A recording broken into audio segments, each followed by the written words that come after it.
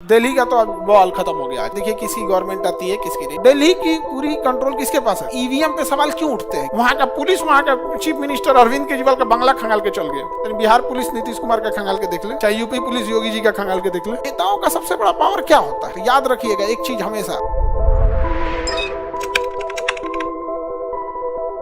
अभी हम लोग वोट कितने पे देते हैं?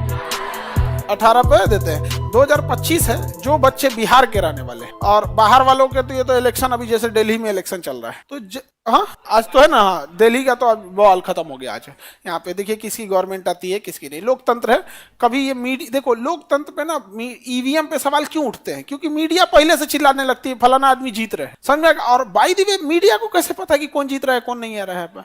तो क्या है ना, दिमाग में इंसान एक परसेप्शन बना लेता है और उसके हिसाब से रिजल्ट नहीं आता है ना, तो लोगों को लगने लगता है क्या हुआ है, धांधली हुआ है। ये भी गड़बड़ चीज है। अभी बिहार में इलेक्शन आने वाला है, इस साल 25 में ही है इलेक्शन। तो आप में से जितने बच्चे 18 प्लस हो चुके हैं, तो आप लोग को ना जब इलेक्शन पास आता है ना, तो ये वोटर कार्ड बनाने के लिए जो अधिकारी होते हैं अलग अलग कैंप लगाने लगते हैं, स्टार्ट कर दिया फिर से। तो याद से अपना अपना वोटर कार्ड बना लीजिएगा। आप वोट डालिए मत डालिए, मतलब आपको वोट डालना है, भले आप नोटा दबा दीजिए लेकिन वोट डालिए। जानते हैं दो चीजों, कभी भारत में किसी नेता से पूछना, कहता है कि विद्यार्थी सबसे कौम को कोई डरे नहीं लगता है आप लोगों से, जब से सबसे बड़ी युवा आप ही हैं। कहता है कि इसे पल भर में किसी को इतना ऊपर चढ़ा देगा, सब 2 मिनट में नीचे गिरा देगा। सब अभी कहेगा सब सबसे अच्छा यही है, अभी कहेगा सबसे खराब यही है। इसलिए देखिए बीपीएससी में इतना प्रोटेस्ट हो रहा है, कभी कोई सुन रहा है?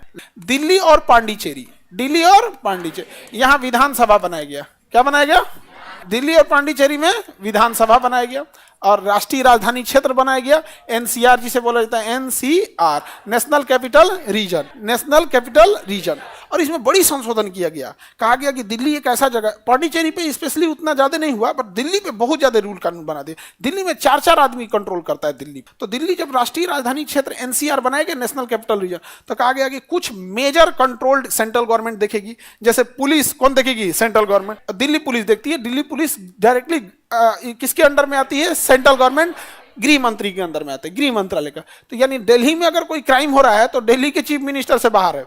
वहां का पुलिस, वहां का चीफ मिनिस्टर अरविंद केजरीवाल का बंगला खंगाल के चल गए। बिहार पुलिस नीतीश कुमार का खंगाल के देख ले, चाहे यूपी पुलिस योगी जी का खंगाल के देख ले। हाँ बाप रे, 40 गो जांच बैठ जाएगा उसके ऊपर। देखिए आप जब अधिकारी बनिएगा ना, तो याद रखिएगा एक चीज हमेशा, जब आप अधिकारी बनिएगा तो आप जब तक ईमानदार रहेंगे ना, तब तक सब आपसे थोड़ा सा दूरी बना के रखें। वो जानबूझ के आपको कुछ कमाने का मौका देंगे, 1-8 करोड़ लूट लेना। जैसे आप 1-8 करोड़ मार लिए, खत्म कहानी। अब वो आपसे कोई नहीं डरेगा। नेताओं का सबसे बड़ा पावर क्या होता है? वो आपके खिलाफ जांच स्टार्ट करा सकते हैं, जांच स्टार्ट कर देंगे। जब तक जांच चलते रहेगा, प्रोसीडिंग चालू रहेगी, आपका प्रमोशन रुका रहेगा।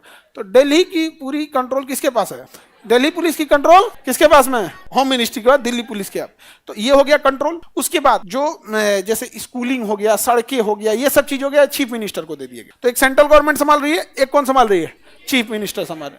कौन संभाल रही है? चीफ। बिल्डिंग बनाने का काम दे दिया गया दिल्ली डेवलपमेंट अथॉरिटी। किसे दे दिया गया? Delhi development authority. तो एक हो गया सेंट्रल गवर्नमेंट और एक वहां का चीफ मिनिस्टर। उसके बाद दिल्ली डेवलपमेंट अथॉरिटी, डीडीए।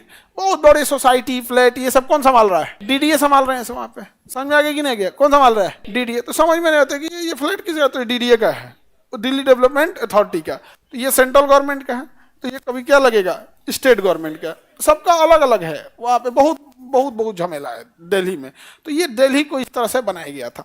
अब दिल्ली में जब विधानसभा बना दी है, तो 70वां में क्या हुआ कि दिल्ली और पांडिचेरी जो विधानसभा है, यहाँ तो आपने विधानसभा क्या कर दिया? बना दिया। अब इसको राष्ट्रपति के चुनाव में शामिल करेंगे कि नहीं? राष्ट्रपति निर्वाचक मंडल, याद है? राष्ट्रपति का निर्वाचक मंडल, लोकसभा, राज्यसभा, विधानसभा, विधान परिषद नहीं था। विधान परिषद नहीं था।